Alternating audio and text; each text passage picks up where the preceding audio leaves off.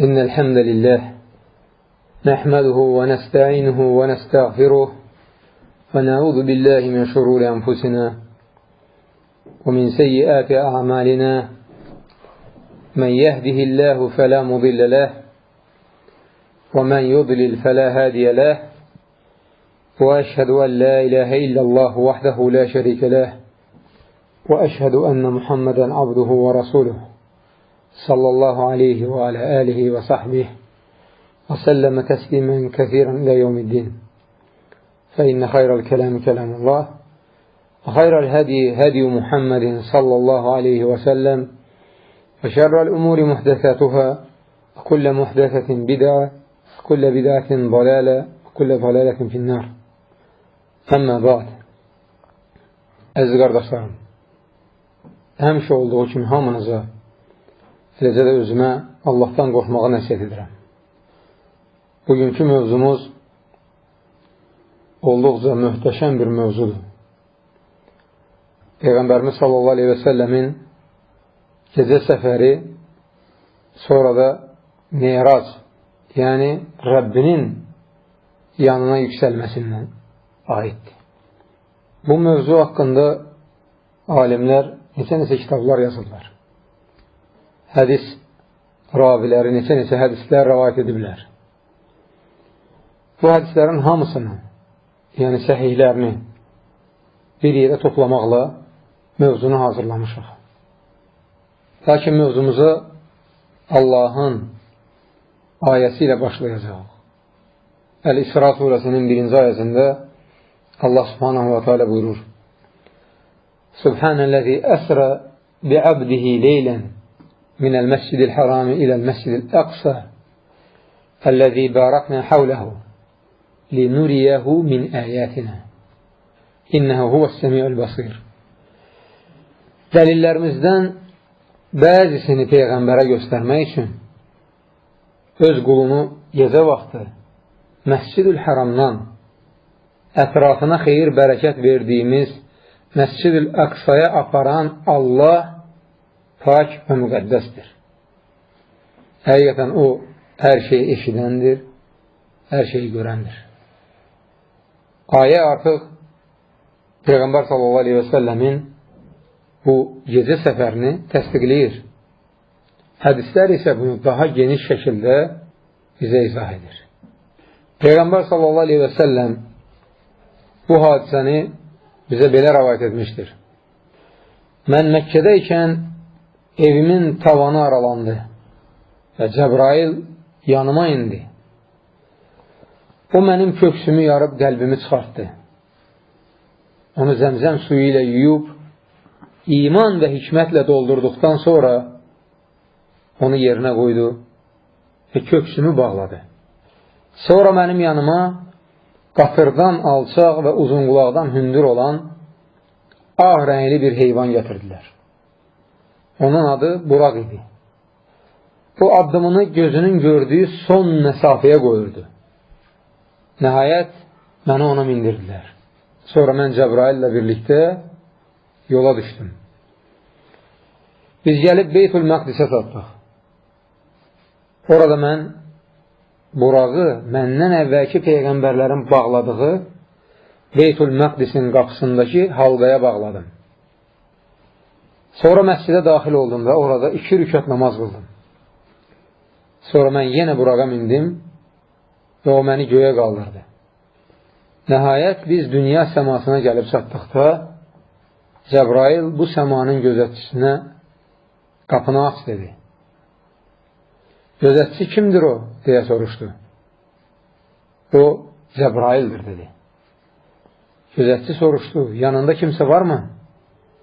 Cəbrail dedi, bəli, Muhammed yanımdadır.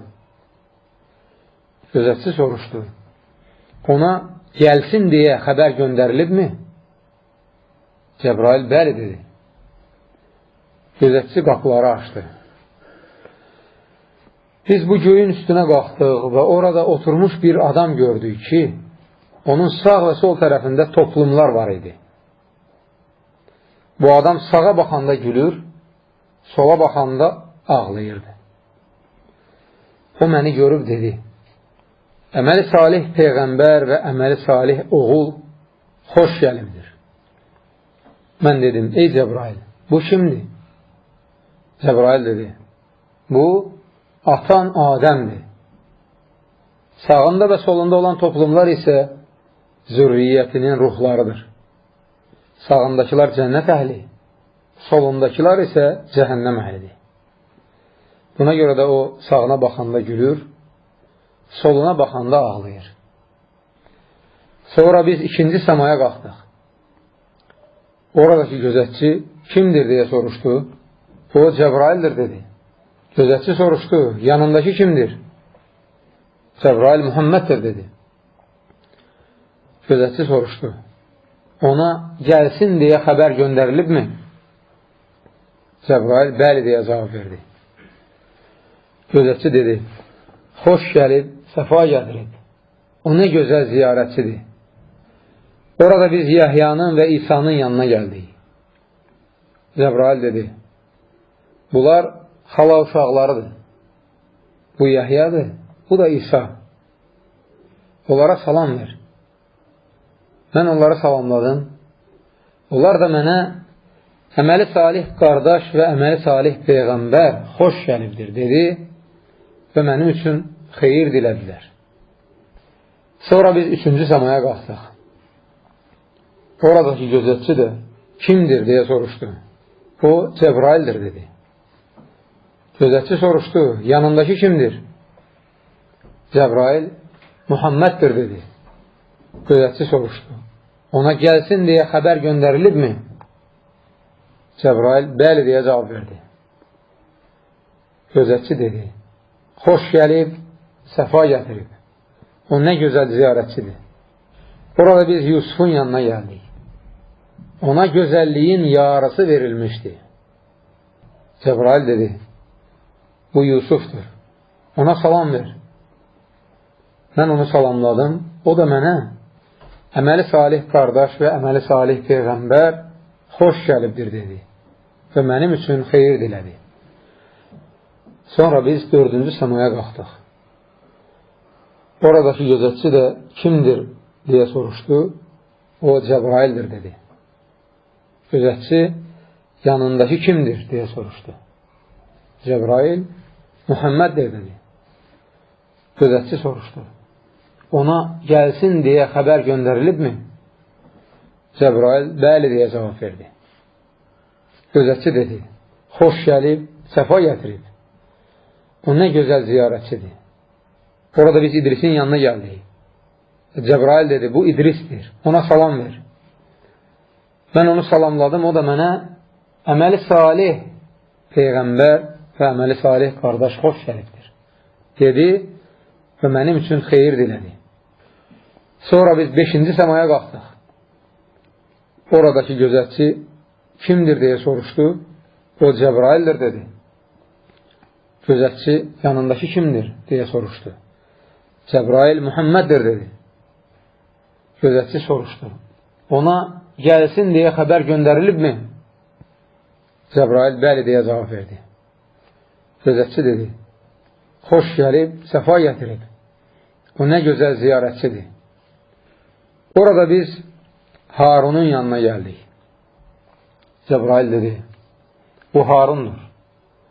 Ona salam ver. Mən onu salamladım. O da mənə əməli salih qardaş və əməli salih peyğəmbər xoş gəlibdir dedi və mənim üçün xeyir dilədi. Sonra biz 6-cı səmaya qalxdıq. Oradakı gözətçi də kimdir o deyə soruşdu. O Cəbraildir dedi. Gözətçi yanındakı kimdir deyə soruşdu. Cəbrail Muhammeddir dedi. Gözətçi dedi, xoş gəlib, səfa gətirib. O nə gözəl ziyarətçidir. Ona gəlsin deyə xəbər göndərilibmi? Cəbrail bəli deyə cavab verdi. Gözətçi dedi, orada biz Musanın yanına gəldik. Cəbrail dedi, bu Musadır. Ona salam ver. Mən onu salamladım. O da mənə əməli salih qardaş və əməli salih peyğəmbər xoş gəlibdir dedi və mənim üçün xeyir dilədi. Mən onun yanından keçib getdikdə o ağladı. Ondan niyə ağlayırsan deyə soruşdular. Musa dedi, ey Rəbbim, məndən sonra göndərdiyim bu cavan oğlanın ümmətindən cənnətə daxil olanların sayı mənim ümmətimdən ora daxil olanların sayından qat-qat artıq olacaq.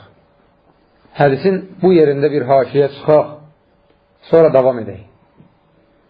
Bilirsinizmi, bu ümmətdən olanların sayı nə qədər olacaq? Allah bizi bu ümmətdən olub Firdovs cənnətinə daxil olan kimsələrdən etsin. Rasulullah sallallahu aleyhi ve sellem deyir ki, cənnət əhli 120 səhv olacaq. Onun 80'i mənim ümmətim olacaq. Allah bizi onlardan etsin. Özü də o kəslərdən ki, sorğu sualsız cənnətə girəcəklər. Rasulullah sallallahu aleyhi ve sellem davam edib deyir. Sonra biz 7-ci səmaya qalxdıq. Oradakı gözətçi də kimdir deyə soruşdu. O, Cəbraildir dedi. Gözətçi yanındakı kimdir deyə soruşdu. Cəbrail Muhammeddir dedi. Gözətçi soruşdu. Ona gəlsin deyə xəbər göndərilibmi? Cəbrail bəli deyə cavab verdi. Gözətçi dedi. Xoş gəlib, səfa gətirib. O nə gözəl ziyarətçidir. Orada biz İbrahimin yanına gəldik. O, arxasını Beytül Mamura söykəmişdi. Cəbrail dedi, bu, atan İbrahimdir. Ona salam ver. Mən onu salamladım. O da mənə əməli salih oğul və əməli salih peyğəmbər xoş gəlibdir, dedi və mənim üçün xeyir dilədi. Sonra mənə Beytül Məmuru göstərdilər. Mən soruşdum, bu nədir ey Cəbrail? O dedi, bu Beytül Məmurdur. Hər gün onun içinə 70.000 mələk girib ibadət edir. Oradan çıxdıqdan sonra bir daha ora qayıtmırlar. Sonra mənə bir qab şərab, bir qab süd, bir qab bal gətirdilər. Mən südü seçdim. Onda mənə deyildi. Sən fitrətinə uyğun seçim etdin. Allah sənə xeyir nəsib etdi. Ümmətin də həmin bu fitrət üzərində olacaq. Sonra Cəbrail məni elə bir yüksəkliyə qaldırdı ki, nəhayət mən qələmlərin xışıltısını eşitdim.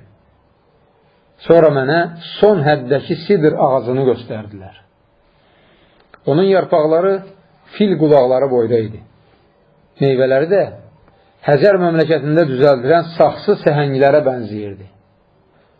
Allahın əmri sidr ağacını bürüdükdə o bambaşqa görkəm aldı.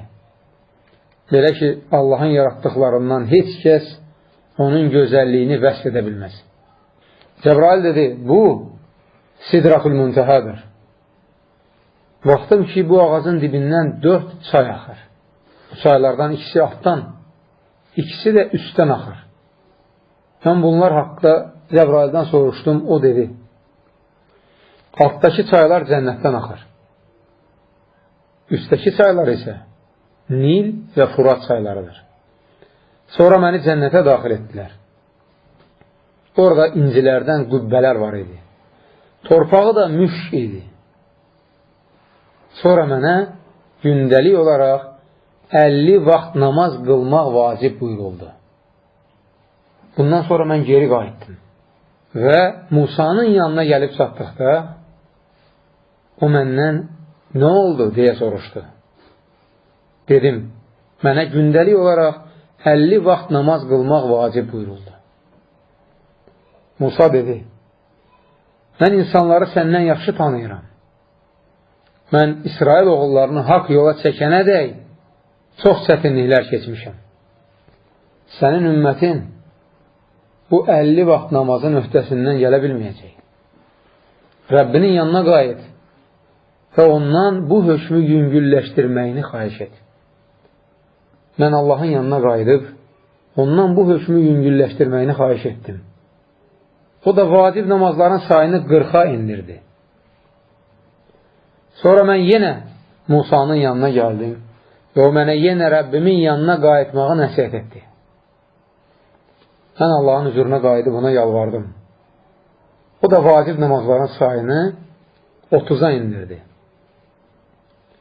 Mən yenə Musanın yanına gəldim və o əvvəlcə dediklərini bir də təkrar etdi. Mən yenə Allahın huzuruna qayıdıb ona yalvardım. O da vacib namazların sayını 20'ye indirdi. Mən yenə Musanın yanına gəldim və o mənə yenə də eyni nəsihət etdi. Mən Allahın huzuruna qayıdıb ona yalvardım. O da vacib namazların sayını ona indirdi. Nəhayət sonuncu dəfə Rəbbimin huzuruna qayıtdıqda o vacib namazların sayını 5'e indirdi. Bundan sonra mən Musanın yanına gəldim. Və o məndən nə oldu deyə soruşdu. Dedim, Allah namazların sayını 5'e indirdi. Musa mənə geri qayıtmağı təklif etdi.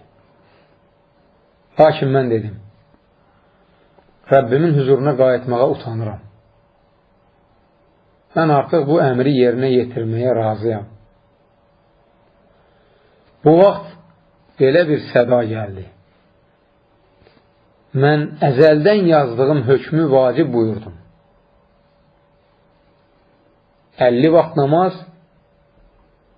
vaxt namaz kimi qəbul olunmalıdır. Sonra isə qullarımın yükünü yüngülləşdirdim. Odur ki, yaxşı əməlin əvəzini 10 qat verəcəyəm. Ey Muhammed! Bunlar gündəlik qılınan 5 vaxt namazdır. Hər bir namaz üçün 10 savab vardır. Bunlar da savab baxımından 50 namaza bərabərdir. Rasulullah sallallahu aleyhi ve sellemin rivayet etdiyi hədis burada tamamlanır. Bu böyük nimətdir, qardaşlar. Gün ərzində 5 vaxt namaz qılırsınız. 50 namazın savabını qazanırsınız.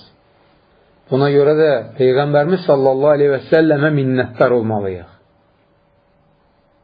Bunları oxuduqda hər birinizin üzündə görünürdü ki, o kəlmələri, o sözləri mənasını başa düşməniz. Beytül-Məmur. Nədir Beytül-Məmur? Bu evdir. Allahın evi. Necə ki, yer üzündə Kəbə Allahın evidir. Göydə də həmçinin Allahın evi Beytül-Məmurdur. Bu ev 7-ci səmada düz Kəbənin üstündə yerləşən ibadətgahdır. Sidratul-Müntəhə, yəni son həddəki sidr ağacı. Bu 7-ci göydə bitən ağacdır. O bu adını ona görə alıb ki, yerdən yüksəldilən hər nə varsa, bütün əməllər, sözlər ancaq ora qədər gedib çata bilir. Yəni onu çatdıranlar mələklər. Ora qədər gedir, oradan sonra isə onlara aid deyil. Hətta Cəbrail aleyhissalam, Muhammed sallallahu aleyhi ve sellem ilə birgə ora qədər gedir, oradan sonra deyir ki, buradan o tərəfə özün gedəcəksən. Həmçinin Allahdan da nə nazil olursa aşağıya doğru. O ağacın yanında son verir, mələklər oradan onu götürür və indirir aşağı. Hədisdə qələmlərin xışıltısı deyilir. Peyğəmbər sallallahu aleyhi ve sellem deyir ki, qələmlərin xışıltısını eşitdim. Xışıltı deyildikdə Allahın buyruqlarını yazan mələklərin qələmlərinin xışıltısı nəzərdə tutulur. Gecə gündüz yazırlar. Qardaşlar, Miracda bir çox başqa hadisələr də baş verib ki, bu haqda ayrı-ayrı hədislərdə xəbər verilib. Gəlin bu hədislərdə xatırlayaq. Hədislərin birində Peyğəmbər sallallahu aleyhi ve sellem deyir ki, mən İsra gecəsində Musaya rast gəldim. Qara buğdayı, hündür boylu və dolu bədənli bir adam idi. Laf Şənua qəbiləsinin kişiləri kimi. Musa qırmızı qum təpəsi yanındakı qəbrində durub namaz qılırdı. İsa'ya da rast gəldim. O, orta boylu, al yanaq, ağ bəniz və nazik saçlı bir adam idi. İbrahimə də rast gəldim. Diqqət edin qardaşlar, İbrahim aleyhissalamı görün necə vəsf edir. Övladları içində ona ən çox oxşayanı mənəm. Yenə bir hədisdə Rasulullah sallallahu aleyhi ve sellem demiştir. Mən Miracda ikən bir toplum gördüm. Onların əl dırnaqları misdən idi. Onlar dırnaqları ilə üzlərini və sinələrini cırırdılar. Mən dedim, ey Cəbrail, kimdir bunlar?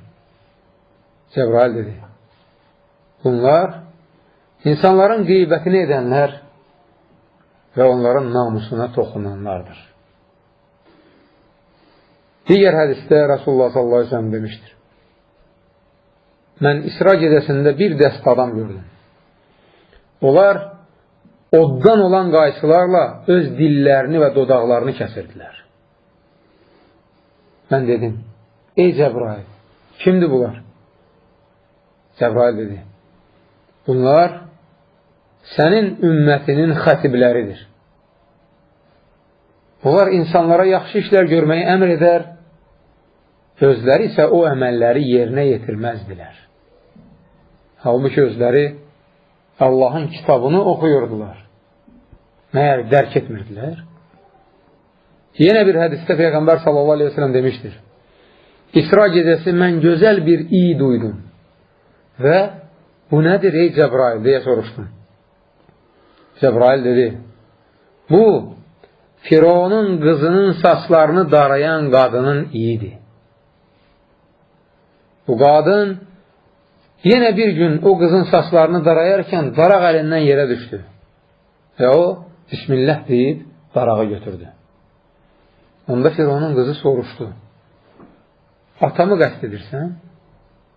Qadın dedi, mənim də Rəbbim, sənin də Rəbbim, atanın da Rəbbi olan Allahı qəsd edirəm. Qız, atama deyəcəyim dedi. Qadın dedi, de. Qız bunu atasına xəbər verdikdən sonra Firon bu qadını yanına çağırıb dedi, sənin məndən başqa Rəbbin mi var? Qadın dedi, mənim də Rəbbim, sənin də Rəbbin göydə olan Allahdır. Onda Firon onu cəzalandırmaq üçün mis qazanda yağı dağ eləməyə əmr etdi. Qadın dedi, səndən bir xahişim var. Firon soruşdu, nədir xahişin? Qadın dedi, xahişim budur ki, mənim və övladlarımın sümüklərini bir yerdə dəfn edəsən.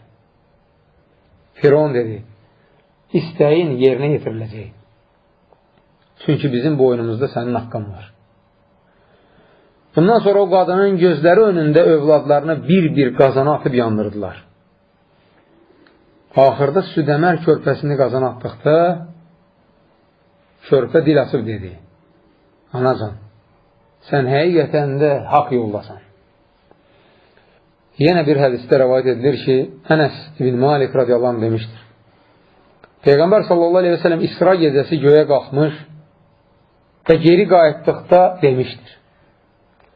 Mən orada hər iki sahilində içi boş mirvarilərdən hazırlanmış çadırlar düzülmüş, göz oxşayan bir çayın yanına gəlib çatdım və dedim, ey Cəbrail, bu nə çaydır?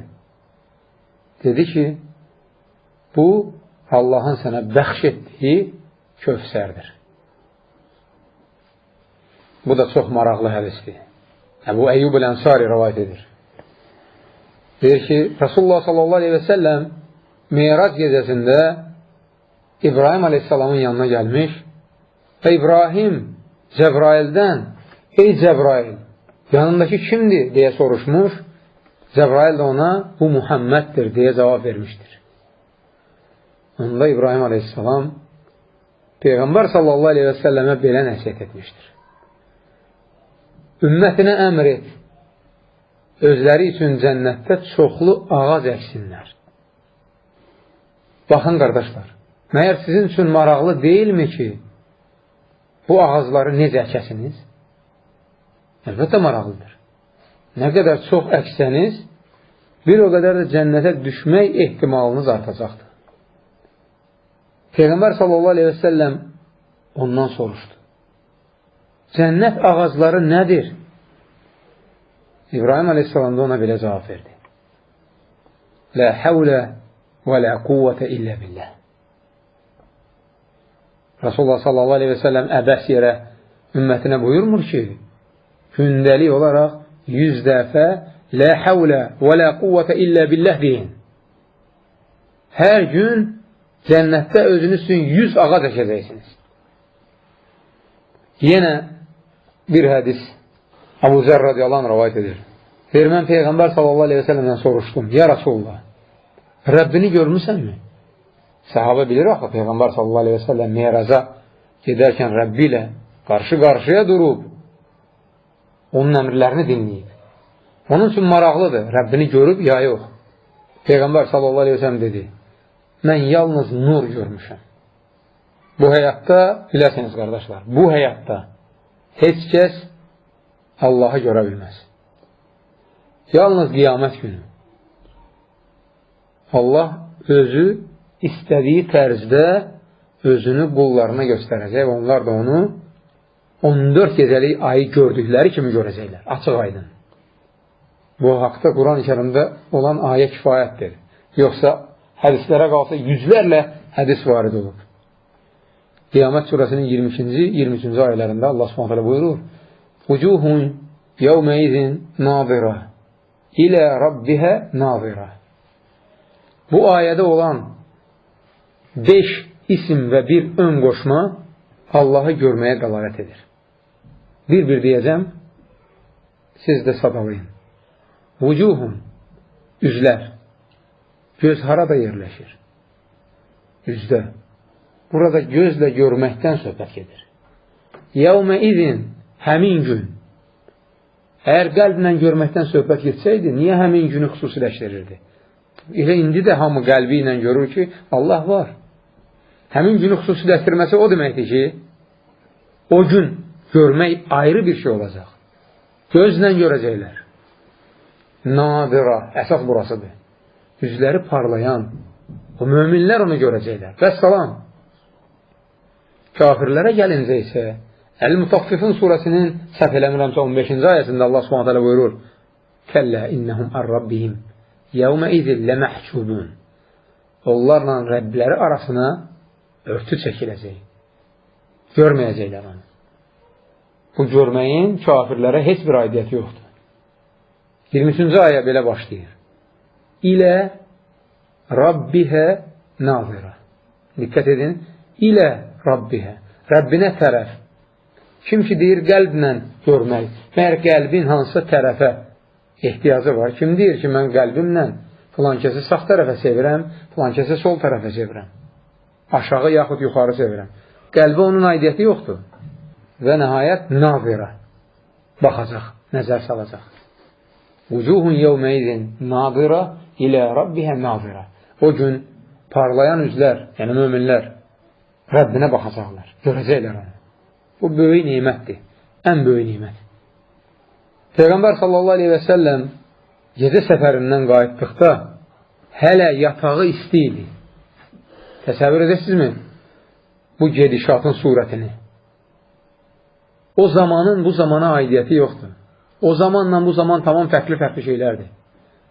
Allah Subhanahu Quranda deyir, mələklər sizin 1000 il saydığınız bir gündə qalxıb yenirlər. Bizim üçün 1000 il ola bilər o məsafə. Onlar üçün ancaq bir günlük məsafədir. Eyni də Peyğəmbər sallallahu aleyhi və səlləmin o cür miniklə, o minik ki, hər addımını gözünün gördüyü son nöqtəyə qoyur, o surətlə az bir zamanda gedib gəlmək iqtidarındadır. Qureyşlər buna inanmır. Rasulullah sallallahu aleyhi ve sellem deyir ki, Qureyşlər mənim Beytul Məqdisə olan gecə səfərimi təqzib etdikdə gəlib Kəbənin yanında durdum. Elə bu vaxt Allah mənə Beytul Məqdisi göstərdi. və mən o məscidə baxa-baxa bir-bir onun vəsflərini onlara xəbər verdim. Yenə inanmırlar, subhanallah. Digər rivayətdə xəbər verilir ki, bundan sonra bir dəstə Qureyşli Əbu Bakrın yanına gəlib dedi, xəbərim var, sənin dostun bir gecədə Məkkədən Beytül Məqdisə gedib qayıtdığını iddia edir. Əbu Bakr dedi, doğrudan belə deyir. Onlar bəli deyə cavab verdikdə Əbu Bakr dedi, o düz deyir. Mən də bunu təsdiqləyirəm. Mən bundan da uzaq səmadan gələn xəbərlərin doğru olduğunu təsdiqləmişəm. Ravi deyir ki, elə bu səbəbdən də Əbu Bakra Əs-Siddiq ləqəbi verildi. Radiyallahu anh. Allahdan istəyim budur ki, Allah s.ə.v. bizə azalmayan iman, tükənməyən nimətlər və bir də öz qulu Muhammed s.ə.v. ilə birgə ən ali, ən uca cənnətdə, Firdos cənnətində olmağa nəsib eləsin. Bu duanı Abdullah ibn Məsud radiyallahu anh bizə öyrədib. Peyğəmbər s.ə.v. də onu təsdiqləyib və mən də hamımızın adında ərəbcə onun dua etdiyi kimi dua edib deyirəm. Allahumma inna nəsəlükə imanən la yərtəd və nəimən la yənfəd və murafəqətə nəbiyyikə sallallahu aleyhi və səlləmə fi ə'lə cənnətil xuld. Subhanək Allahumma və bihamdik əşhədu ən la iləhə illə ənd əstəğfirukə və ətubu ileyk.